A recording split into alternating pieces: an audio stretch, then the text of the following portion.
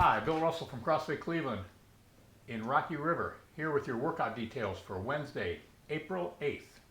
Today we've got a good muscle building hypertrophy style workout for you. But let me start with the warm-up details. For 9 minutes, you're going to perform 20 reps of your choice of jumping jacks, double unders, or if you don't have a rope, ropeless high pogos. Then 20 plank shoulder taps, right and left, 10 Romanian deadlifts using the weight that you're going to choose for your workout. 10 bumper plate squats with a bus driver left and right at the bottom. Have a full pause at the bottom while you turn that bumper left and right. And then 1 walkout to 5 Supermans. So for 9 minutes, you'll warm up your workout, pausing goblet squats with a 3-second pause at the bottom of each rep. You're going to do 5 rounds. You're going to do 90 seconds of as many reps as you can every 4 minutes. And you're going to perform 5 reps of our push-up negatives, 10 to 12 seconds per, after each set of those goblet squats. So you'll do 90 seconds of the pausing goblet squats, the 5 reps of the push-up negatives, and then rest until the marker hits 4 on the clock for the next round to begin. Your after WOD is a spicy little Metcon. You're going to do max reps of bumper plate squats in 4 minutes. And you're going to climb 1 rung of a burpee ladder after every 20 squats. For example, you'll do after your first 20 squats, you'll drop down and do 1 burpee. Then you'll continue 20 more squats and do 2 burpees. 20 more squats and do 3 burpees. 20 more squats and do 4 burpees. As high as you can, as many reps as you can, in 4 minutes. And then your cool down is one of our crowd favorites, 3 to 5 minutes of legs up the wall pose. I'm going to follow with movement demonstrations if you need any help with anything that I just went over, starting with the pausing goblet squats and the push-up negatives. And then the warm-up and cool-down movements will follow behind. So if you're ready, get warmed up, set a clock, and 3, 2, 1, go. Hi, I'm going to demonstrate a goblet squat today, starting with the kettlebell. Remember, when you're picking up any kind of weight, you want to make sure that you're lifting it up properly and not just bending over to grab whatever it is you're grabbing. So I'm going to come down into my kettlebell, chest is up, and I am going to clean it right up. From here, keeping the weight close to your chest, just going to squat all the way down, keeping your chest up, weight is in your heels, and then standing straight back up. So these are goblet squats. If you don't have a kettlebell, and you do have a dumbbell, you can use a dumbbell, holding it right here as if it was a kettlebell, keeping your elbows nice and in. This is what the goblet squat would look like. Everything else is going to be the same. My chest stays up, weight is in my heels, and I'm going to squat below parallel and come straight back up. You can use your laundry detergent that we've been using all week. I should be getting paid from all for this. Holding it nice and close and all the way down. Again, keeping my elbows in. If you wanted to hold it this way, you can do that as well. And now, that's your goblet squat. If you don't have a detergent and you have a gym bag, you can load it with clothes or books or something heavy. If you're using books, I suggest padding it with a pillow or a blanket so that they're not wobbling on you. Again, picking it up properly. I'm going to hold it. You can either hold it like this or like this. Personally, I actually like it like this better. And we're squatting with it. All the movements are exactly the same, no matter what you're holding. I'm going to demonstrate push-up negatives, slowly lowering from the top of the push-up down to the floor. We're looking for a 10 to 12 second count.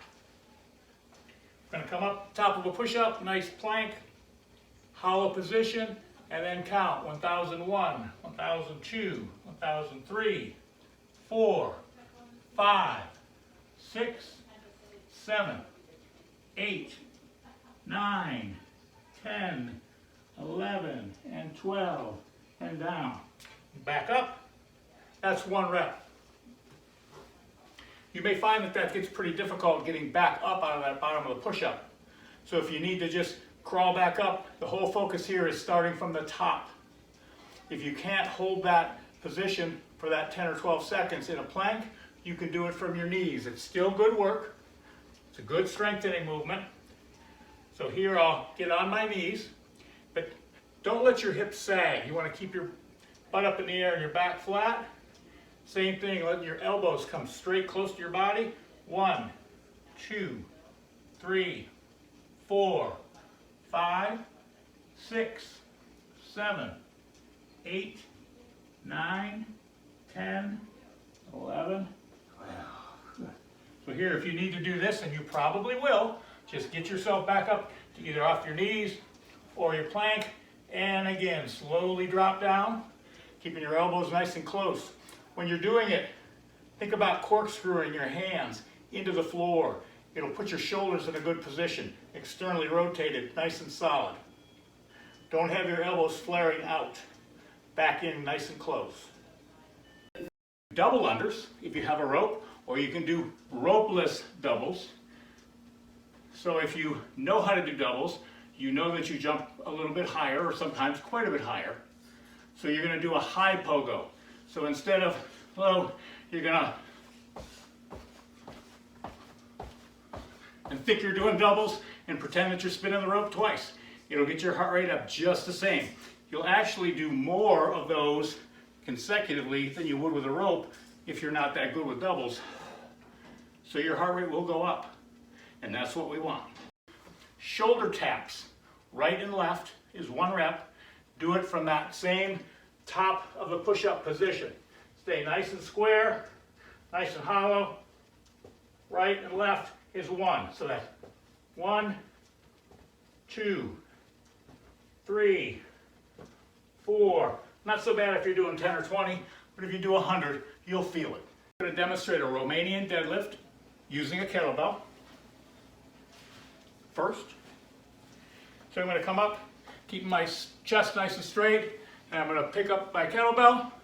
Now I like to have my feet underneath my hips, a little narrower.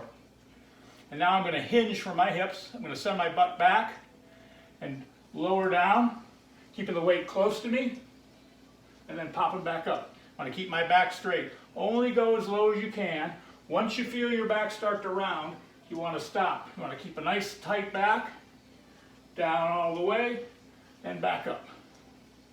I like to go down slow and always pop back up. That's a Romanian deadlift.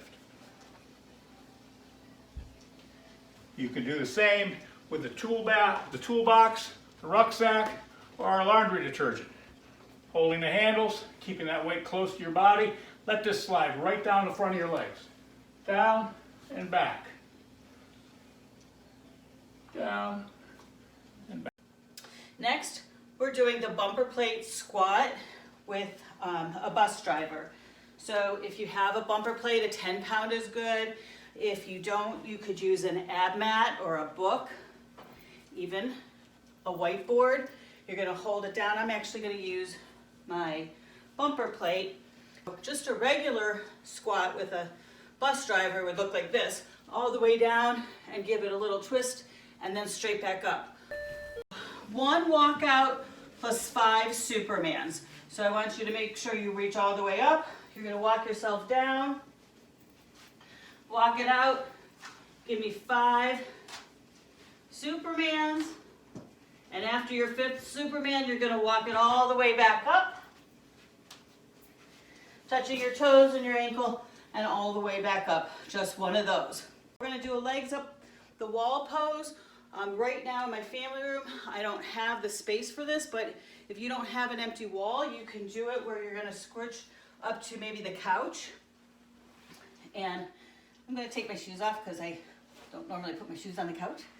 So you can come here and you can figure it, and I could actually go over there, but this is going to help you get the blood flowing. This is a great recovery. So that's a modified, but if you have a wall, scoot your hips as close as you can to the wall. Hang out up there, think, relax, cool down. It's a great way to finish your workout.